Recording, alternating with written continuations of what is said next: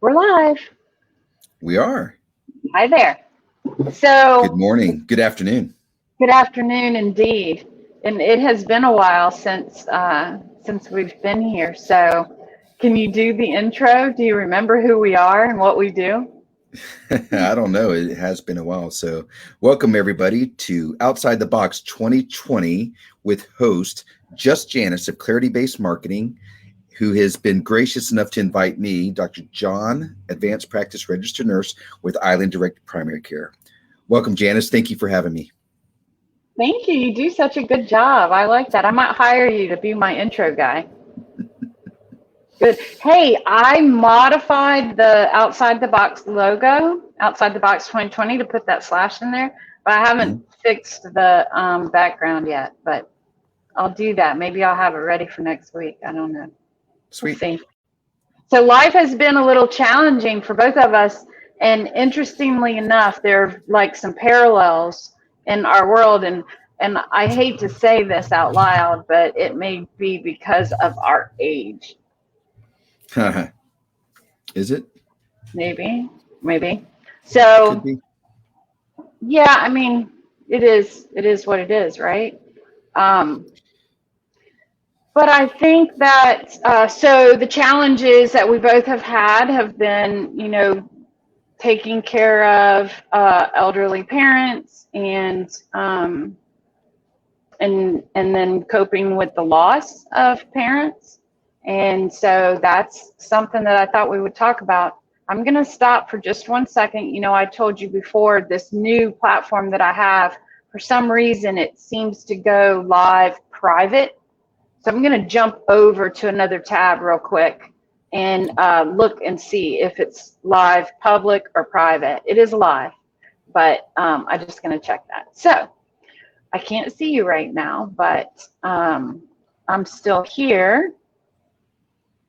Let me jump over here and do that. So I lost my stepmom February 5th and have become kind of the point person for my dad since that happened, and it is private. So I'm going to change the privacy settings on this live stream real quick while I'm multitasking. I'm not good at multitasking. Just ask my son, he'll tell you. Are you still with me? I am. Okay, good. So, anyway, my plate's been really full, and I've learned a lot of things I wasn't expecting to learn. And then, I know we weren't able to meet last week or the week before. Your dad's been sick for a while, right? Yes. So, yeah, about 15 months ago, my dad was diagnosed with distal esophageal cancer. And so, and how that came about was interesting. But yeah, so he's a Marine, and he's stubborn, and he was in love with his junior high sweetheart, and so he wanted to fight it, and so we supported him during that journey. And a couple weeks ago, he won his battle, in the sense of he's no longer suffering. And so on March 17th, yeah, that was our goodbyes, or our see you later. Right. I saw your post. I didn't realize that he had passed March 17th. One of the things that I learned during the journey with my stepmom was that everything's kind of changed. I guess it's COVID. I don't like blaming everything on COVID or giving everything an excuse, a COVID excuse.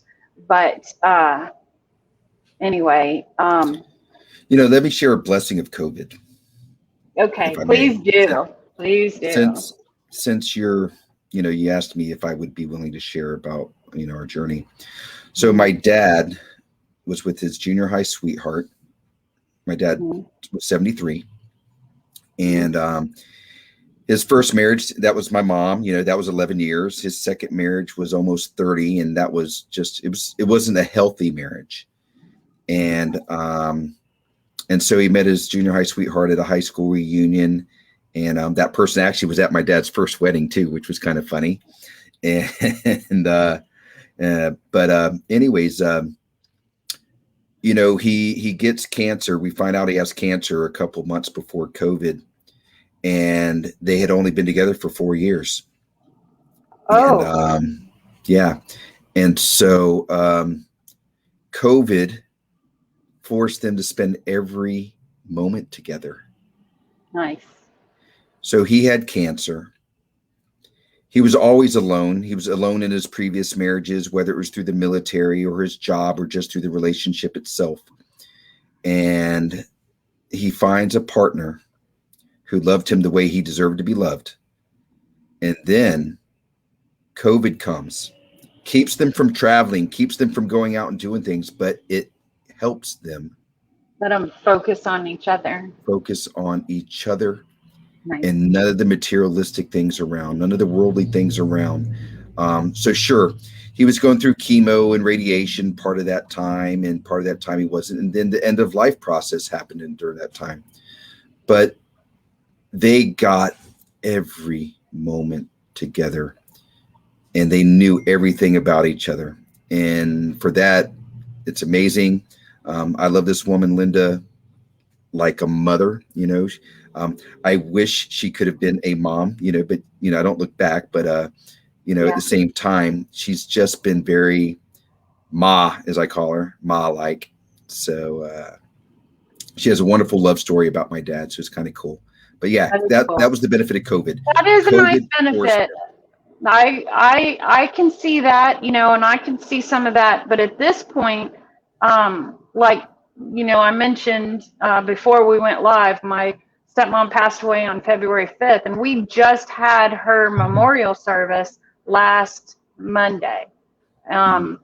So, you know, that's a long time, and it's not traditional. I mean, there are so many things that were traditional before COVID don't apply anymore.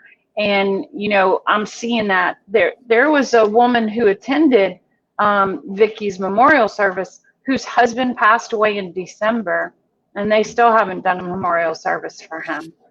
So yeah.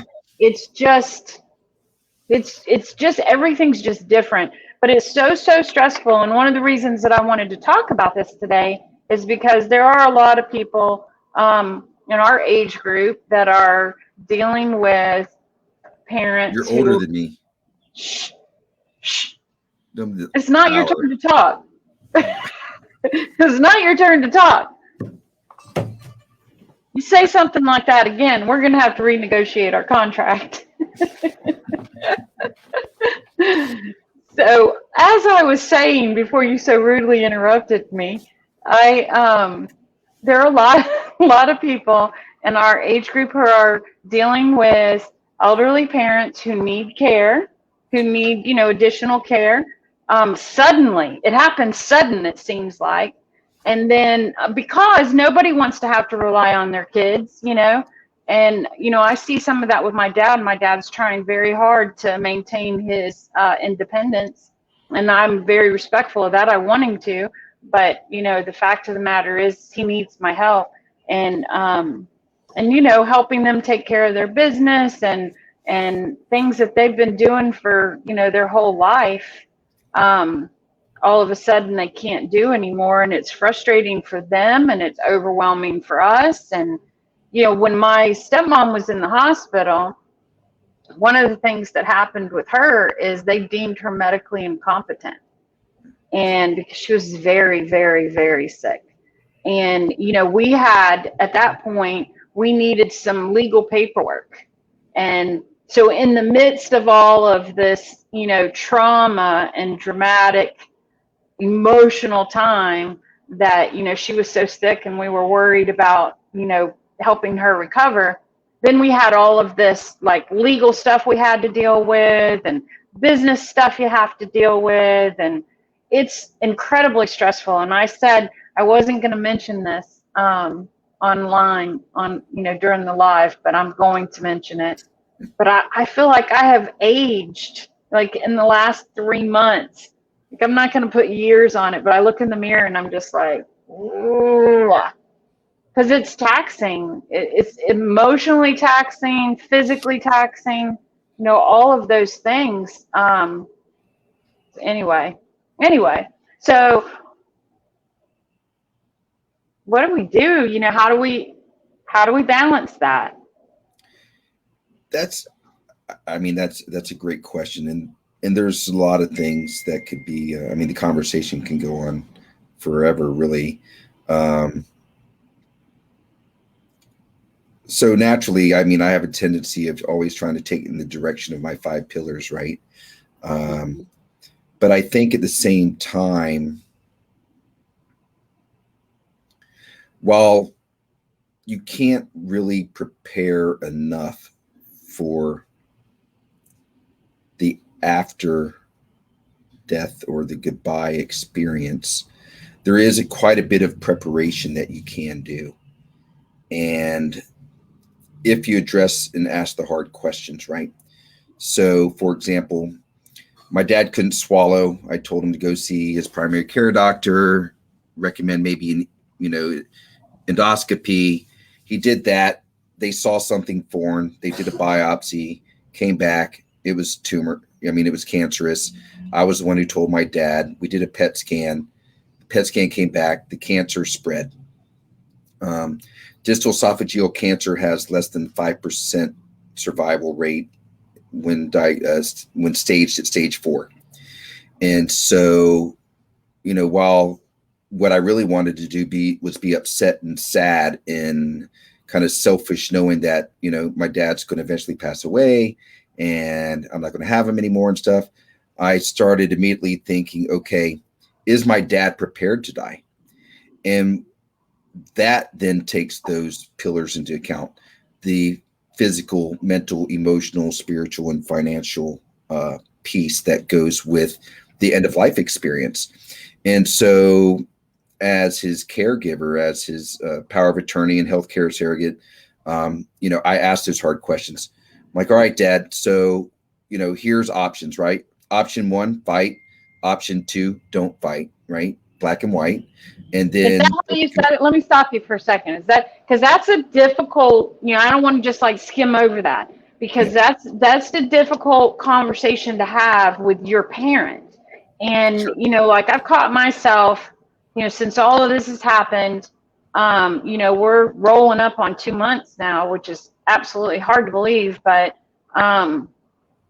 in the beginning, when my stepmom first passed away, I wasn't ready to have those conversations, because, my first thought was, I want to hold on to my dad forever. I don't want anything to happen to my dad. And so we would not talk about that, but we've slowly evolved that we're a little more open.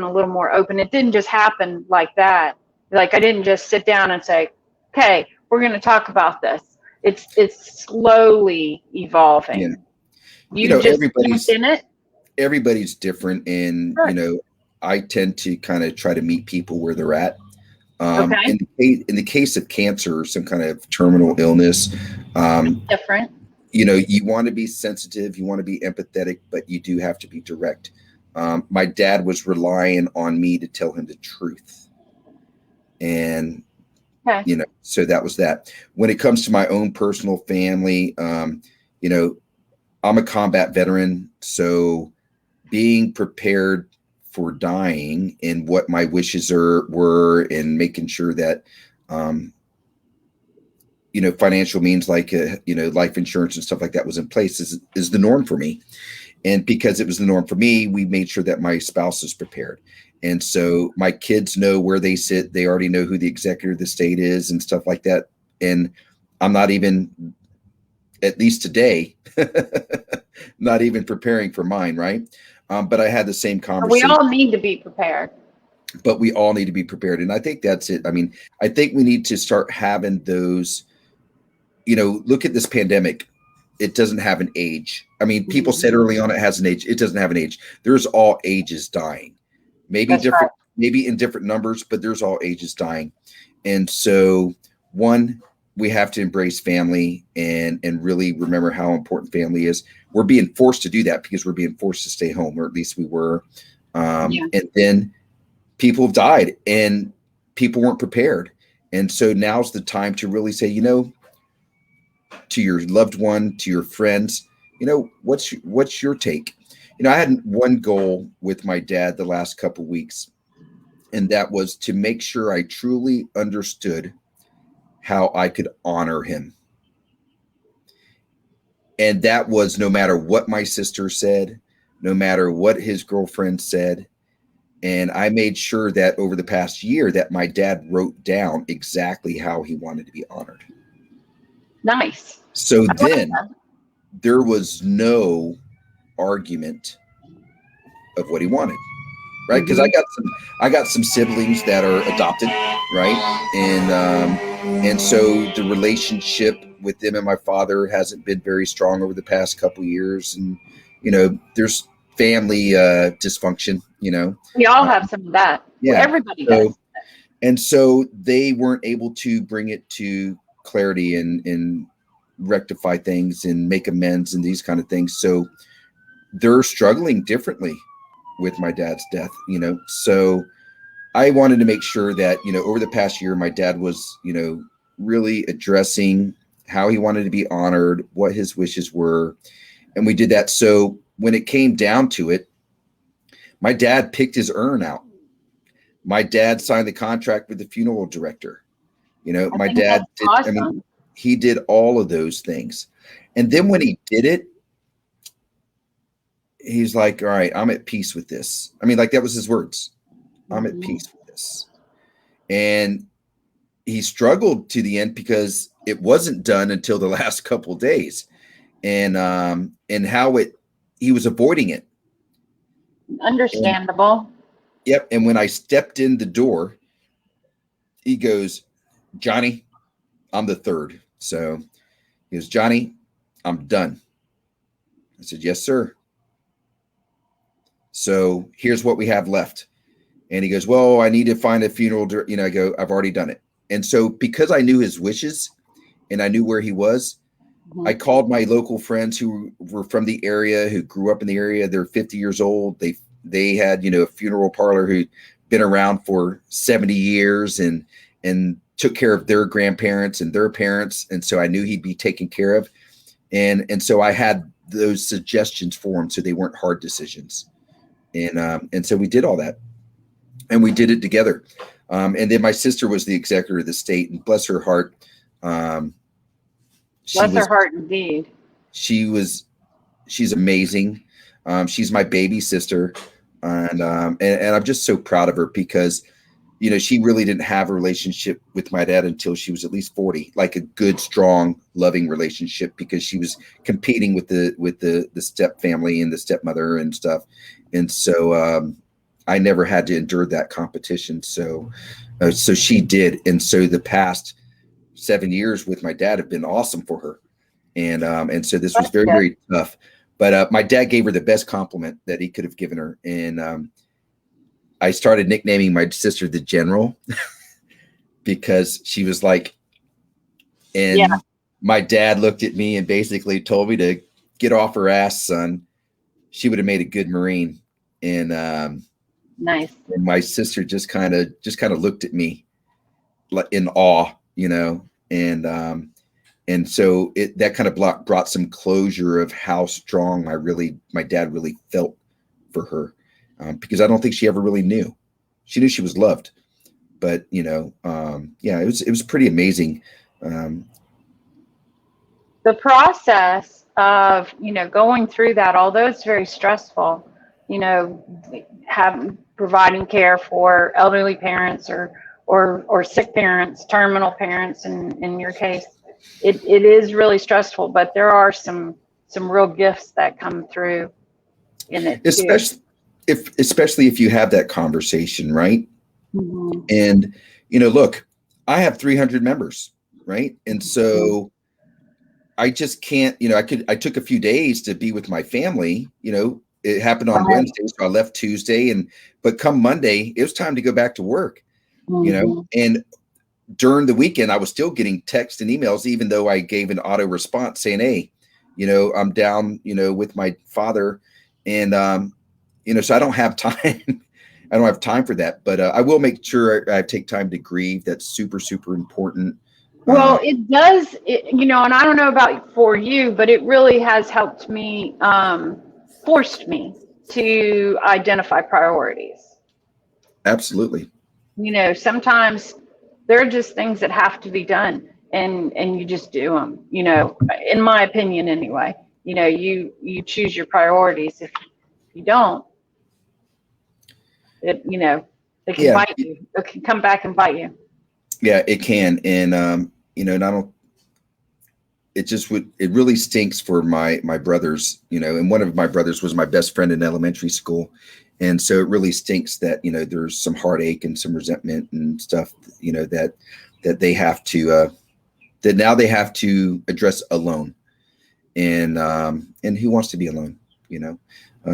Nobody does. And so, you know, for me, you know, I believe in God and I believe in Jesus. And so that's just my belief. Not everyone believes my way, and that's okay. But I'm very comfortable with my dad passing and that he believed like me. So, you know, he's going to heaven, and, you know, we'll see him again. You know, and like I said, it's just been a blessing to be able to honor him, and having that peace and comfort has been good. And that's not by any strength of mine. Huge. It's Yeah. not by any strength of mine. It's by faith alone that I've been given by grace. And so, yeah. And so let me share his last 5 minutes. All my kids flew in without calling to ask me for money. Nice. And we got them, we got them to, we got them to hospice at 2:30. We got there at 3. My kids and my niece and nephew got there at 4. And at about 4:29, my dad took his last breath while we were all in there. We were all in the room. And the nurse didn't have her stethoscope. And I had my bag, you know, I had my doctor's bag with me. And, you know, so I took out my stethoscope and I listened to my dad's heart. And I sat there until 4:30 for that last minute. And I listened to his last heartbeat. Wow. And, you know, tears in my eyes. I just prayed for my dad and for my family. And my prayer started by giving thanks that my dad didn't have to suffer anymore, because the last couple of days were bad. I hear you. And I gave thanks that, you know, he'd be going to heaven. Mm-hmm. And so our family, not everyone is aligned spiritually. And so the chaplain came in and asked to speak, and we said, sure. And then he asked to play a song. And so I'm like going, oh, really? I hope he doesn't play Amazing Grace. Really? My wife, it would be just like going, oh my gosh. And so my wife and I think differently, believe differently. So he pulls out this little speaker and he plays the Marine Corps hymn. Nice. And it was awesome. And so those were the last sounds as we one by one, well, I was singing the Marine Corps hymn, but as everybody came up and gave my dad a kiss and said, see you later. And I was able to go up and tell him until Valhalla, which is a, you know, military thing, a sign of respect for combat veterans. And I was able to tell my dad I love him. And then we walked out the door. And it was pretty cool. And yeah, pretty cool. Facing our mortality is an interesting journey, and it's we're all going to do it. You know, we're all taking that path. So it's but it's been interesting, and like I said, a lot of people I know are going through that or have gone through it recently, and it's probably age related. Yeah. Let's have some. Hey, hold on one second, Sarah. I have a new teammate. Oh yeah, I do. And by the way, Nola, for people who know Nola defended her doctorate, so she's doctoral candidate. And this is Sarah. Hi, and Sarah's Sarah. going to be she's going to be attending University of Central Florida's nursing school, hopefully in August. And so she's now part of our team. So I just put her on the spot and made her uncomfortable putting her online. So hi, Sarah. Hi. Okay. So we're super excited to be expanding the team, and some of you guys, if you have small businesses, you may end up meeting my son, because my son's going to work one day a week out doing some business development out in the community. So that's nice. That's very good. I'm starting to kind of get back in the saddle myself. You know, I've been like just doing the bare minimum that I had to do to keep things going for the last about 3 months probably. And, you know, one of the things that I was doing was a monthly business social networking event. And I put that on hold for a little while, partially because of COVID, partially because of my plate being too full. So I'm looking at getting that started back up and, you know, doing some things. So, you know, dealing with some priorities in life sometimes makes you sort through what you can do and what you can't. So I'm ready to get started again. okay. So I'm going to wrap us. Because we Yeah. were just kind of chatting and we really weren't like focused on any one subject hardcore. But next week on Wednesday, we will focus on a hardcore subject. So if anybody's watching and has a request and would like to submit that, you could just put it in the comments and we'll take a look at it. Or you can email myself or Dr. John. Our email addresses, our emails are in the description. So I'll see you next week. I'm glad that you're back and I'm back and we're still here to talk about it, and looking forward to getting back in the saddle a little bit. Have a great afternoon. Thanks, Jannis. You too. Thanks. Bye-bye.